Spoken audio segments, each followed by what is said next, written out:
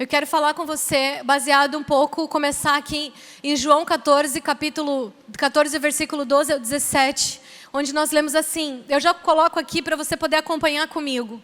Ele diz, na verdade vos digo, que aquele que crê em mim, também fará as obras que eu faço, e as fará maiores do que estas, porque eu vou para o meu Pai.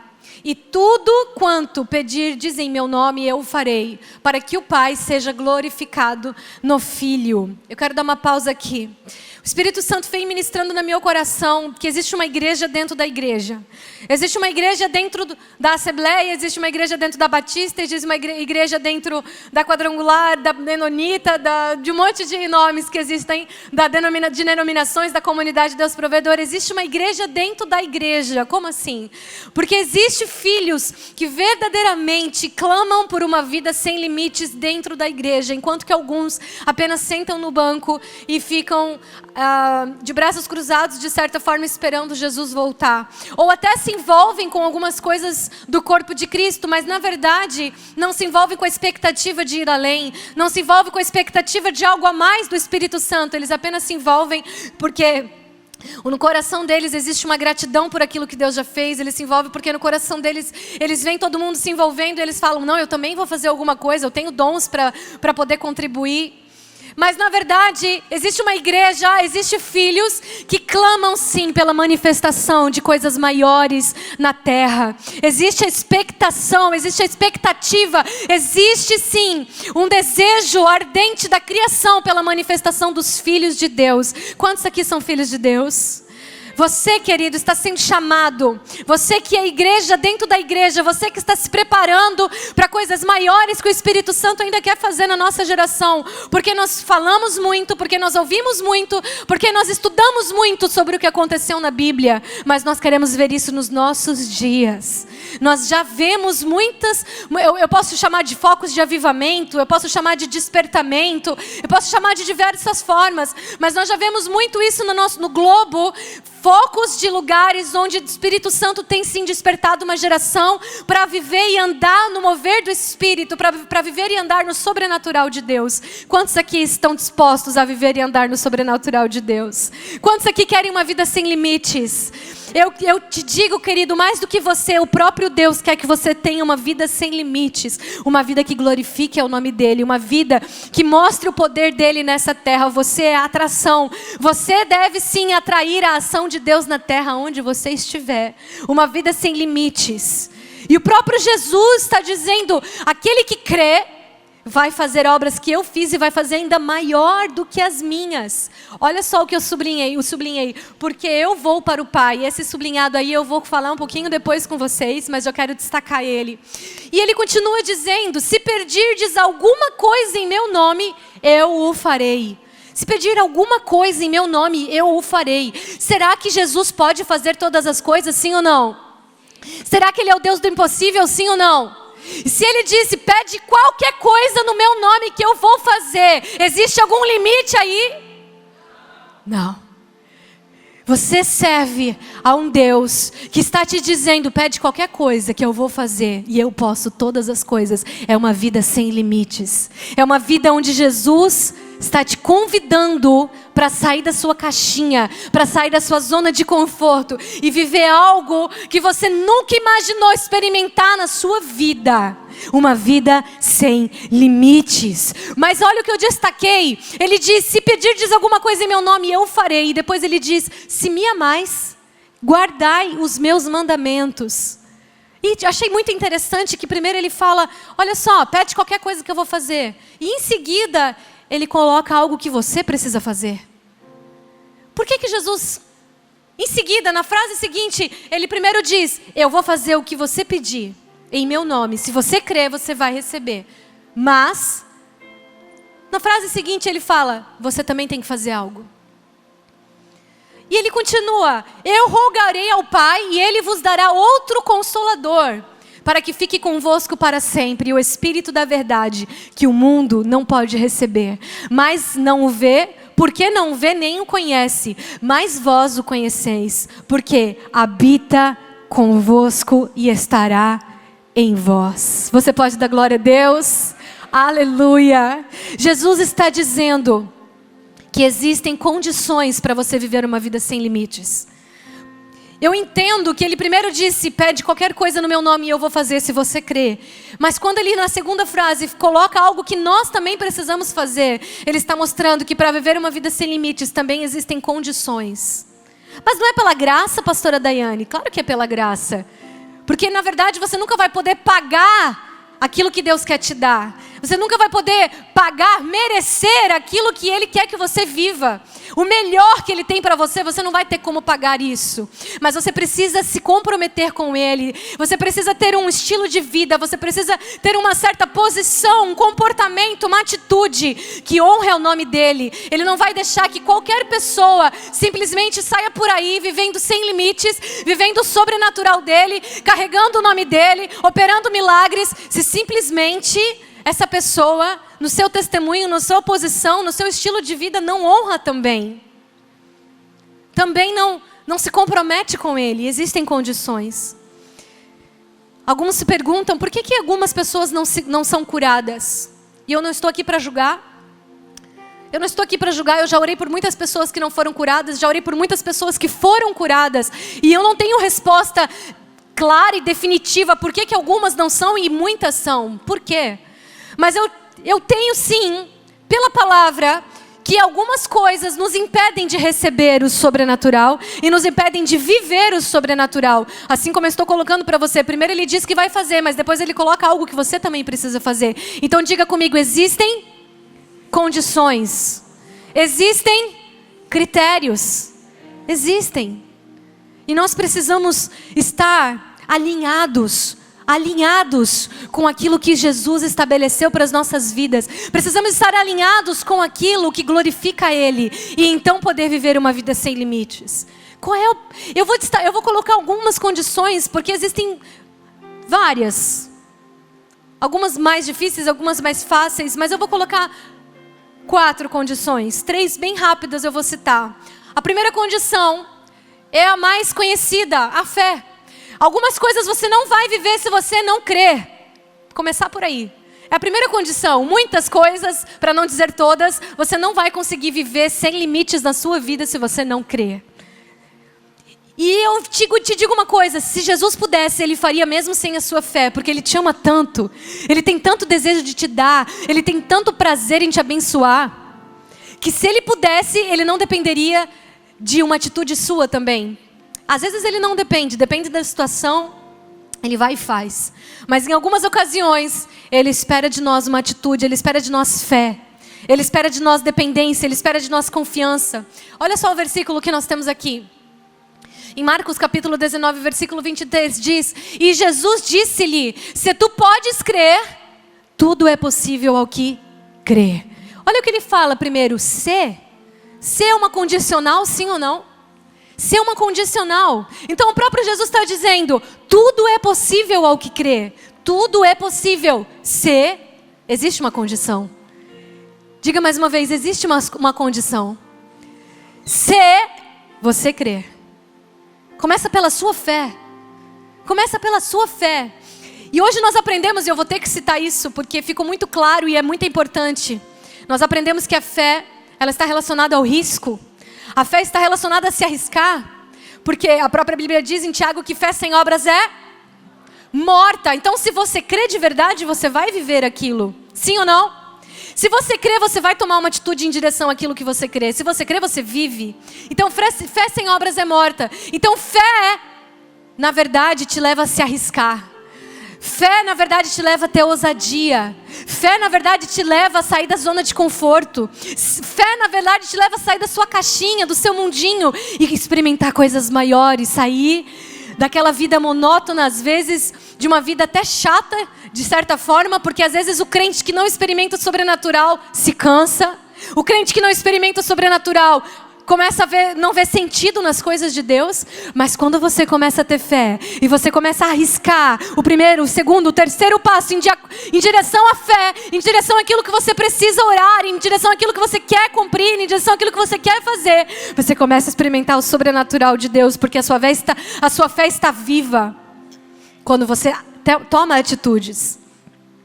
Então Jesus disse para o pai de um menino que estava endemoniado, que pediu para os discípulos orar, e os discípulos oraram e nada aconteceu àquele menino. E ele foi até Jesus e ele disse: Jesus, se tu podes fazer alguma coisa, cura o meu filho. E Jesus olhou para ele e falou assim: se tu podes? Eu te digo então, se você pode crer, então tudo é possível ao que crê. Diga para a pessoa do seu lado: se você puder crer, tudo é possível. Se você crê, tudo é possível. Uma vida sem limites não vai acontecer sem fé. Olha o segundo. E o que nós precisamos cuidar com relação à fé? Paulo disse: combati o bom combate, acabei a carreira e guardei a fé. Quantos conhecem esse versículo? É muito conhecido. Ele é muito usado em funeral, infelizmente. Pensa no versículo usado em funeral, gente. É esse aqui. Todo mundo combateu um bom combate depois que morre. Impressionante. Sim ou não? Quem já foi no funeral e ouviu? É assim, depois que a pessoa morre, ela combateu o bom combate. Porque é bonito, né, falar que ela combateu o bom combate. Eu espero pela misericórdia do Senhor que alguém que fale isso no meu funeral, fale com verdade, fale com genuinidade, né, que eu possa realmente combater o bom combate. Mas quando Paulo falou, guardei a fé, eu achei muito interessante. Eu falei: Deus, me ensina mais sobre fé. Espírito Santo, me fala mais sobre fé, porque eu não quero bater nessa tecla, mas fé é algo tão essencial para tudo aquilo que nós queremos viver em Deus. E aí o Espírito Santo falou para mim esse versículo e eu lembrei: guardei a fé. Agora me diz uma coisa, se ele disse que ele guardou a fé, não significa que é porque a gente pode perder? Sim ou não? Se Paulo disse: eu guardei a fé, quer dizer que alguns perdem. E ele não está falando de ímpio. Eu acredito que quando Paulo diz: eu guardei a fé, é porque talvez alguns companheiros da jornada cristã que acompanharam Paulo talvez não guardaram. Às vezes tem pessoas aqui dentro que já perderam a fé faz tempo. Porque eu acredito que já estão mornos de tanto viver uma vida sem limites. Deus quer te tirar dessa caixinha, irmão. Deus quer te tirar dessa zona de conforto, meu querido, em nome de Jesus. Então, o primeiro ponto sobre a fé é que você pode perdê-la. Então cuide para não perder a sua fé. Porque sem fé você não vai viver o sobrenatural de Deus. Você não vai ter uma vida sem limites que Ele sonha para você. Segundo versículo, para a gente aprender um pouquinho mais sobre fé, a gente meditar um pouquinho sobre fé, ele diz: disseram então os apóstolos ao Senhor: acrescenta-nos a fé. Se eles disseram acrescenta-nos a fé, eu entendo que quer dizer que a fé pode ser aumentada e pode ser diminuída. Talvez você não perdeu a fé, mas talvez ela diminuiu pra caramba já. Talvez você ainda não perdeu a fé, mas talvez ela já não está mais no mesmo nível que ela estava. E você já, ao invés de avançar, talvez você está retrocedendo em ver coisas sobrenaturais de Deus na sua vida. Enquanto antes, quando você se converteu, quando você foi tocado pelo Espírito Santo e pelo amor de Deus, você via Deus provendo na sua casa, você via Deus colocando gasolina no seu carro de forma sobrenatural. Quem já viveu isso? Quem já viveu isso? Aí, ó, um monte de mão levantada.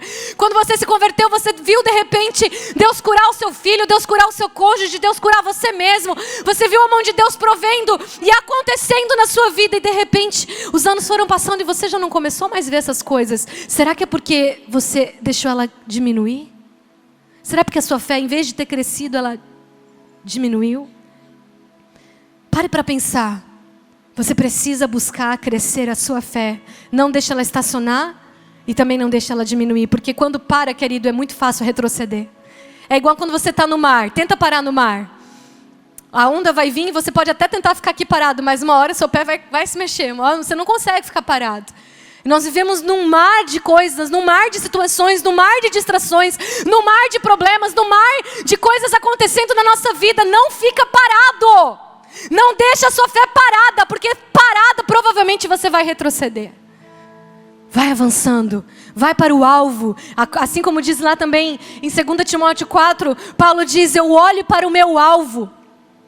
Eu vou para frente, eu não retrocedo, eu continuo. Para que a minha fé não diminua, mas cresça em nome do Senhor Jesus. É a primeira condição. A segunda condição, para que você possa viver uma vida sem limites, é perdoar. Olha que interessante, leia comigo. Em Marcos capítulo 11, versículo 20 ao 26, eles dizem assim: e eles, passando pela manhã, viram que a figueira se tinha secado desde as raízes. E Pedro, lembrando-se, disse-lhe: Mestre, eis que a figueira que tu amaldiçoaste se secou. E Jesus, respondendo, disse-lhes: tende fé. Primeira condição. Tende, mais forte, tende em Deus. Porque em verdade eu vos digo que qualquer que disser a este monte, ergue-te e lança-te no mar, e não duvidar em seu coração, mas crer que se fará aquilo que diz, tudo o que disser lhe será feito.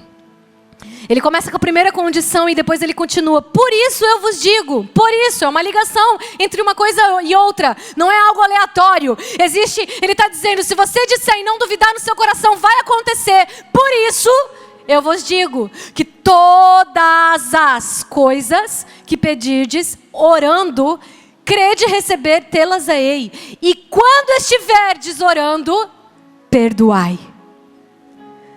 Se tendes alguma coisa contra alguém, para que vosso Pai, que estás no céu, vos perdoe as vossas ofensas. Mas, se vós não perdoardes, também vosso Pai que estás nos céus não vos perdoará as vossas ofensas. Diga misericórdia.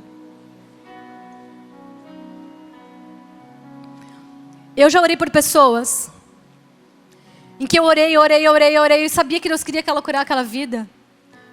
E a pessoa não era curada. E por acaso me veio uma palavra de conhecimento que naquele momento o Espírito Santo disse: ela precisa perdoar. Enquanto ela não perdoar, ela não vai poder receber esse milagre. E eu falei: você precisa perdoar alguém. Quem que você precisa perdoar? Ela começou a chorar. E ela falou que era o pai dela. E eu falei: então vamos fazer uma oração onde você vai liberar perdão para o seu pai. E assim que você tiver a oportunidade, você vai abraçar ele, vai dizer que ama ele, vai orar pela vida dele. Se você vai continuar e vai dizer: pai, também me perdoa se eu fiz algo, porque ali existia uma inimizade. E então ela foi curada. Existem condições para você viver sem limites. Jesus está dizendo que uma delas também é perdoar sem limites. Se você quer viver sem limites, então perdoe sem limites. Se você quer viver uma vida sobrenatural, então comece a perdoar sobrenaturalmente aquilo que o ser humano por si só não poderia fazer. Você, através de Deus, vai poder fazer. Você vai poder perdoar, sim. Você foi abusado, você foi humilhado, você sofreu o abuso físico de apanhar demais, espancado, verbalmente. Você foi abandonado. Humanamente, talvez ninguém conseguiria perdoar isso. Mas você vai ter uma vida sem limites, então também você vai perdoar sem limites. Em nome do Senhor Jesus. Autoanalise-se, em vez de dizer: por que Deus não me responde? Por que as coisas não acontecem comigo? Por que isso? Por que aquilo? Por que comigo nunca? Será que você talvez não está cumprindo algumas condições que você precisa ter sem limites na sua vida para poder viver o sobrenatural? A terceira condição é honra. Não se fala muito disso. Como falta honra, gente? Como falta honra? Me entristece tanto. Eu vejo tantas atitudes que falta honra. Meu Deus. Eu vou começar com uma das mais importantes, mas na verdade todas são importantes. Mas a primeira, querido, que eu me entristeço muito em ver, é a primeira. Efésios 6, 2, 3 diz: honra teu pai e a tua mãe, que é o primeiro mandamento com promessa, para que te vá bem e vivas muito tempo sobre a terra. Por que algumas pessoas não vivem sem limites? Porque desonram o pai e a mãe. Por que muitas pessoas morrem cedo? Porque desonram o pai e a mãe. Não estou falando que todas que morreram cedo é por causa disso. Não, queridos, não estou julgando aqui. Mas muitas que eu conheço, de perto, da família, morrem por desonra. E não é só para viver muito, não. É para que te vá bem os teus dias na terra. É para você não viver apenas longamente, mas para você viver abundantemente. Quantos querem viver abundantemente e com muitos anos? Por que tantos desonram? O mês dos pais, do dia dos pais, agora, próximo agosto. Agosto, dia dos pais. Eu quero te encorajar a fazer o melhor que você puder para honrar o seu pai. Não importa quem ele foi, não importa quem ele é, não importa a ausência que ele teve na sua vida, não importa às vezes a inimizade que você tem no seu coração. Primeiro você vai perdoar e depois você vai honrar. Honre sem limites. Diga para quem está do seu lado, honre sem limite os seus pais. A Bíblia fala tanto sobre honra, gente, fala tanto, mas eu peguei só três partes aqui sobre honra. Mais um versículo fala o seguinte: amai-vos cordialmente uns aos outros, com amor fraternal, preferindo-vos em honra uns aos outros. Poxa, a Bíblia está falando até entre nós, para a gente honrar uns aos outros. Tem irmão, já fazendo um link ali com perdão, tem irmão que não passa no corredor porque o irmão está passando por ali, ele tem inimizade com aquele irmão. Primeiro, ele já não está perdoando. Segundo, tem irmão que às vezes faz questão de não cumprimentar porque aquele irmão ali não faz muita diferença mesmo, então ele não se envolve, ele não tem nenhum título importante, ele não vai poder me agregar em nada, não vai poder me dar nada. Então, tá bom, vou passar por ele e não vou dar nem bola. Você só vai honrar, então, quem tem títulos? Não. Dá um sorriso para quem está do seu lado e fala: eu quero te honrar mais. Eu quero te honrar mais. Porque você é importante para mim. Fala para ela. Casal não vale, né, gente? Casal não vale, né? Casal é assim: eu quero te honrar mais, amor. Você é tão importante para mim. Casal vale sim, gente, vale sim. Honra o teu marido e honra a tua esposa. Casal vale e muito. Porque se Deus está mandando você honrar o teu irmão, quanto mais o teu marido e a tua esposa. Se Deus está mandando você honrar o teu irmão, quanto mais o próximo que eu vou te falar aqui, querido, pode passar. Os presbíteros que governam bem sejam estimados por dignos de duplicada honra. Um detalhezinho aqui básico, uma coisinha para você prestar atenção. Os irmãos é para você honrar. E os líderes é para você honrar com duplicada honra. Quem entendeu, diga amém. Mas você acabou de falar que não precisa ficar honrando quem tem título. Eu não falei isso, gente. Eu falei que você não vai honrar só quem tem título. Eu falei que você não vai só honrar os importantes, os que têm títulos, que aparecem. Você vai honrar o seu irmão. Mas se você vai honrar o seu irmão, quanto mais quem ora pela sua vida, quem cuida de você, quem zela por você, quem se preocupa com você. Eu estou aqui falando sobre autoridade. Estou falando sobre pastores, estou falando sobre superintendentes, coordenadores, supervisores, líderes. Estou falando sobre o teu ombro, estou falando sobre tantas pessoas acima de você. Será que você tem honrado? Olha só o que a Bíblia diz sobre isso. Em Hebreus 5 ele diz: porque todo sumo sacerdote tomado dentre os homens é constituído a favor dos homens nas coisas concernentes a Deus, para que ofereça dons e sacrifícios pelos pecados, e ninguém toma para si esta honra, senão o que é chamado por Deus, como Arão. Deixa eu te perguntar, você considera o pastor Eloy um homem de Deus? Foi muito fraco. Deixa eu te perguntar de novo. Porque aqui está dizendo que ninguém toma para si a honra de ser um sacerdote. Mas eu te pergunto, no seu coração, o seu pastor é chamado por Deus? Porque ele mesmo diz: se você não puder me considerar verdadeiramente um pastor na sua vida, se você não puder me ter como verdadeiramente alguém chamado por Deus, é melhor que você vá para outra igreja e encontre alguém que fique nesse lugar. Ele fala isso com todas as letras. Sabe por quê? Porque Ele quer ser bênção na sua vida. E se você não puder considerar Ele bênção na sua vida, uma autoridade de Deus na sua vida, essa condição já não está sendo cumprida. Então algumas coisas na sua vida vão ter limites e não sem limites.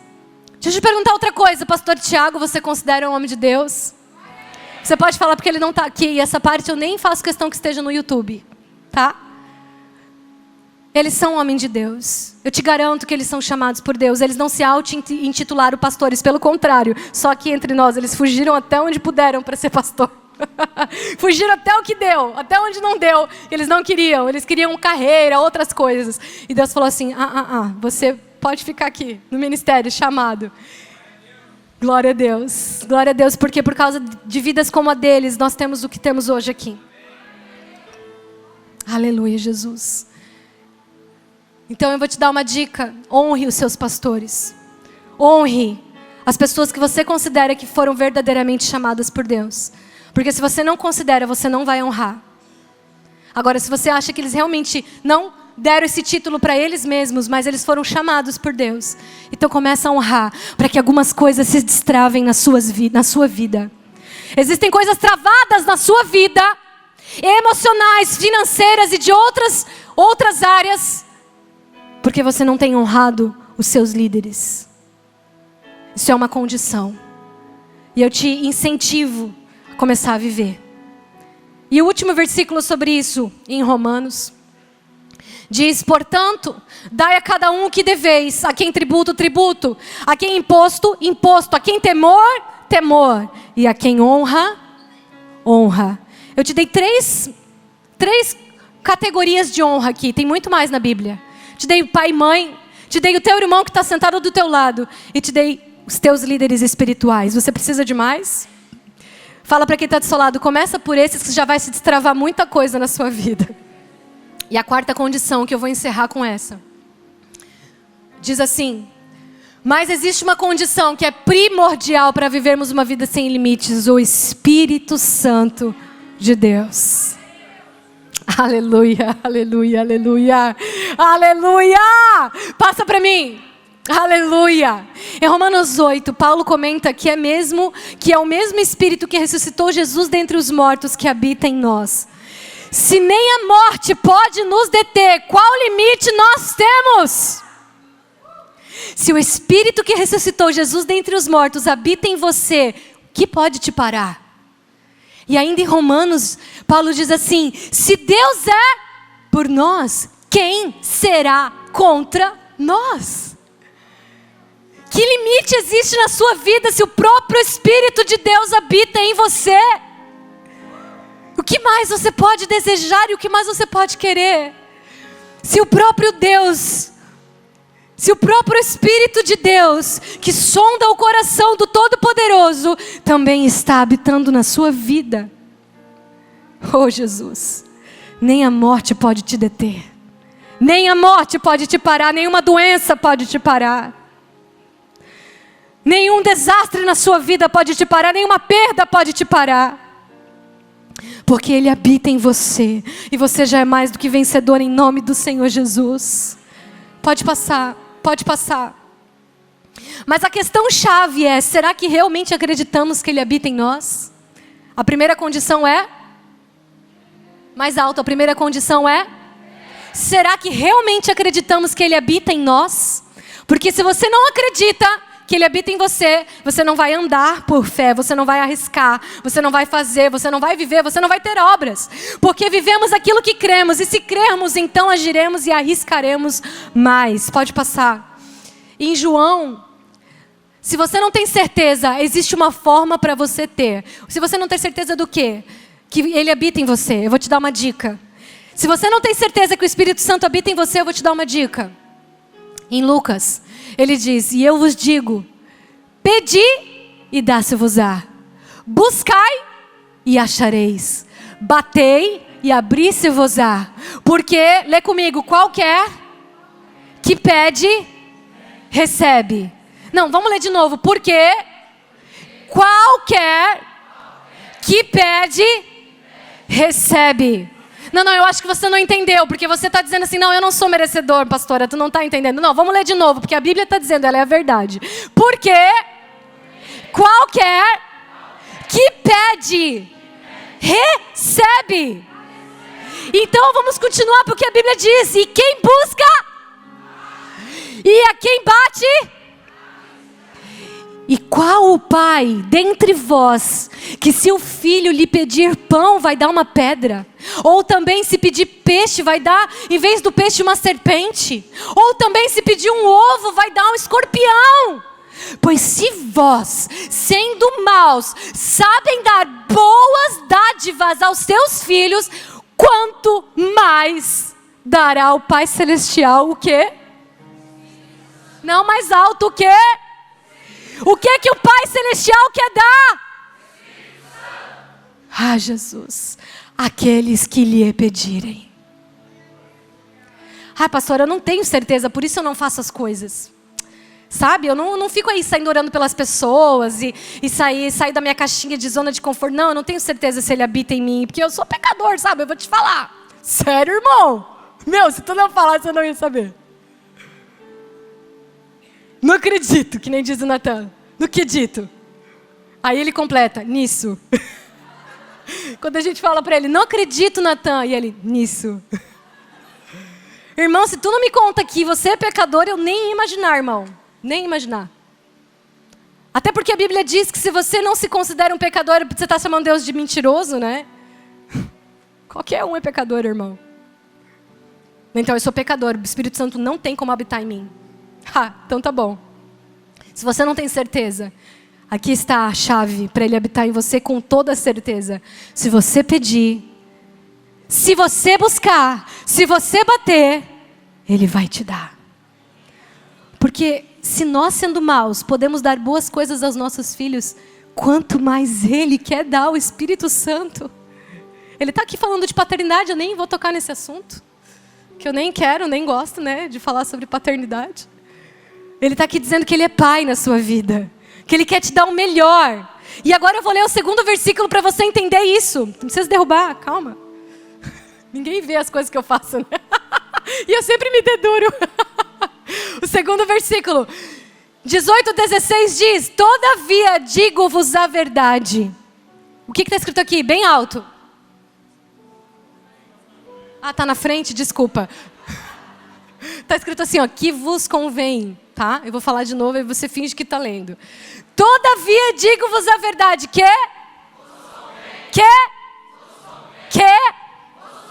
vos convém que eu vá. Jesus está dizendo para os discípulos, vos convém que eu vá. Não, peraí. Como é que faz o freio aí, gente? Não é Agora acertei.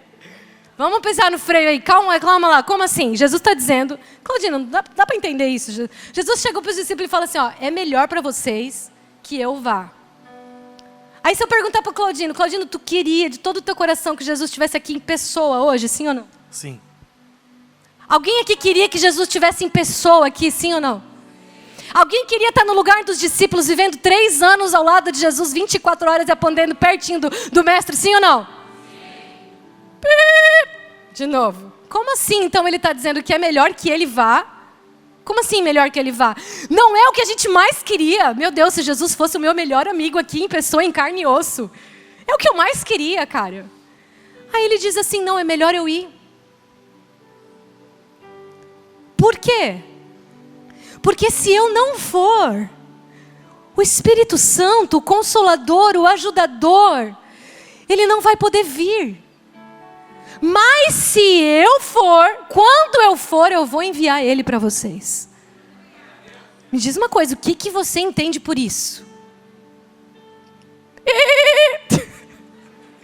Vamos pisar no freio de novo e fazer mais uma reflexão. O que você entende por isso, meu Deus? A gente fica querendo Jesus em pessoa, enquanto que ele disse, eu quero enviar alguém que é até melhor para vocês. Convém que eu não fique com vocês, mas que o Espírito Santo fique com vocês. É melhor que eu não esteja em carne e osso, mas é melhor que o Espírito Santo habite em vocês. E a gente fica querendo Jesus em pessoa, enquanto que ele falou, é melhor para você que o Espírito Santo esteja. Oh, Jesus. Oh, Jesus. O que falta? Falta fé, falta buscar. Falta perseverar, falta passar mais tempo com ele. Será que eu ia tocar nesse assunto? Não ia, mas não consigo fugir. Falta passar mais tempo com ele, fazendo o quê? O que está no 1º versículo. Pedindo, buscando, batendo, desejando, querendo, buscando, pedindo, batendo, desejando, querendo mais o Espírito Santo de Deus na sua vida. Quantos querem uma vida sem limites? Fica de pé então no seu lugar. Você realmente quer uma vida sem limites? Não tenha limite na sua fé. Perdoe sem limites, honre sem limites, mas principalmente busque o Espírito Santo de Deus sem limites. Porque Ele é Pai, E Ele só quer te dar o melhor. E Jesus disse, é melhor que eu vá, porque é melhor que o Espírito Santo venha. Ele só quer te dar o melhor. Ele quer te dar o Espírito Santo. Se você deseja o Espírito Santo de Deus, o papai está dizendo, é só buscar. E você vai viver uma vida como você nunca imaginou antes. Quanto mais de mim, mais uma vida sem limites você vai viver.